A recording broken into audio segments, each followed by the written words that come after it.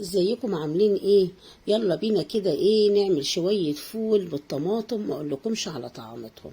هنعملهم بالدقة الجبارة، والوجبة دي تنفع فطار وعشاء. وجبة اقتصادية جدا مشبعة جدا، ما اقولكمش على طعامتها وعلى ريحتها اللي بتجيب لاخر الشارع.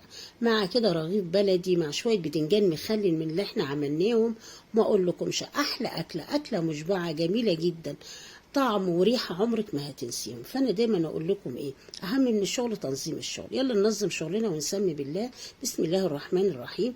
أنا جبت طاسة كده حطيتها على النار، نزلت بحوالي 4 معالق زيت كبار. أول ما يسخنوا كده هكون مجهزة بصلاية مقطعاها مكعبات، وفلفلتين مكعبات حمر، وفلفلتين خضر كده مكعبات. بس هنزل بإيه؟ بالبصلاية الأول. هقعد أشوح في البصلاية بتاعتي لغاية ما تاخد اللون الأصفر الجميل.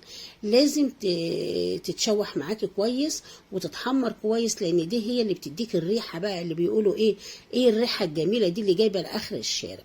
اول ما تحمر معانا باللون اللي انتوا شايفينه ده، هنزل كده بالفلفل بتاعنا الاحمر والفلفل الاخضر اللي احنا عاملينه مكعبات، وبرضه هنديهم تقليبتين ونشوحهم مع بعضينا كده.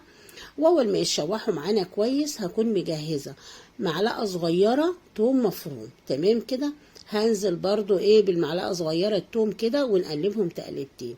اول ما ريحه التوم تطلع معانا هكون مجهزه التوابل بتاعتي. معلقه ملح صغيره، معلقه بابريكا صغيره، ربع معلقه كمون، نص معلقه صغيره سكر. وننزل بالتوابل بتاعتنا مع الخلطه الجميله دي، نشوحها ما اقولكمش على الريحه والجمال. والسكر بقى ده بيعادل حموضه الطماطم، وفي نفس الوقت بيدينا تسكيره حلوه قوي وبالزهر قوي. تمام كده. بعد احنا مشوحناهم كده، هطش بقى الخلطه الحلوه كده، انزل عليها بمعلقه خل صغيره، ما اقولكمش على الريحه والجمال.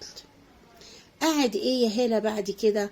قاعد بقى انزل بكبشتين طماطم ضربينها في الخلاط ومصفيينها حوالي على ربع كيلو. تمام كده. وهكون مجهزه طماطميه مخرطه هنزل بيها برضو مع الطماطم اللي هي اللي احنا نزلنا بيها.